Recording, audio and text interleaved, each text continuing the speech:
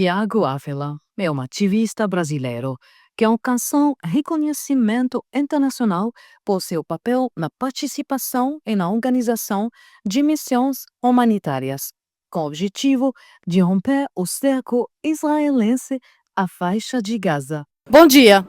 Bom dia. Como vai você? Tudo bem. Tudo Você? bem? Obrigada. How does this initiative align with the international humanitarian law?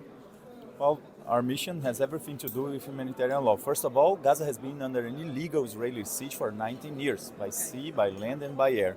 Whenever they say that they need to intercept our missions because we're trying to get into Israel, this is a lie. We're going to Palestinian territorial waters.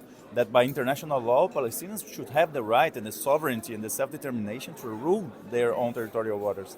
And not only that, so they are violating the rights of the Palestinians by occupying that land illegally.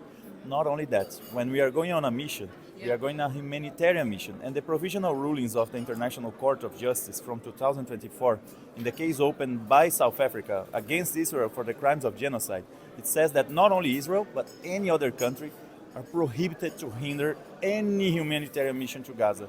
So all the trucks in Rafah border, in the Sinai Desert, in the Suez Canal, all the attempts to bring aid, if they are blocked, Israel is committing a crime by international law. I'm sure that whenever we produce free information that brings the truth of what really happened, it debunks their narrative. Because what they say all the time, for 19 years, they've been saying that whenever we take on a mission to break the siege of Gaza, they say they are terrorists bringing weapons to attack Israel.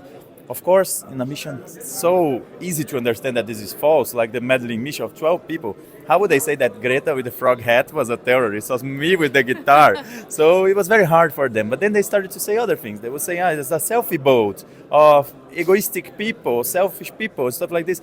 So it's very important for us to show what it really was. It was a solidarity mission. Again, and we're going to prove you wrong. Yes, Film shows you leading a team of 12 people from different nationalities. How did you manage the emotional and psychological pressure to keep the team together and prevent anyone from breaking down?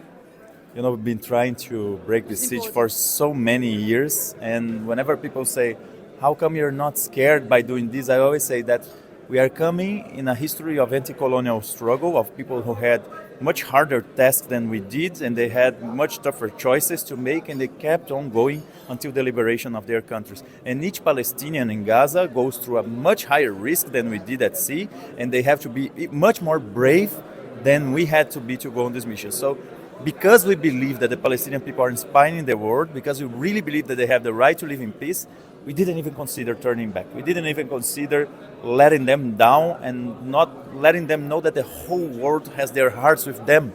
That's what we try to show. So the fear went away. Everything Yes. is possible. Yes. What do you expect from the biggest flotilla that's going on March? What's your own expectations?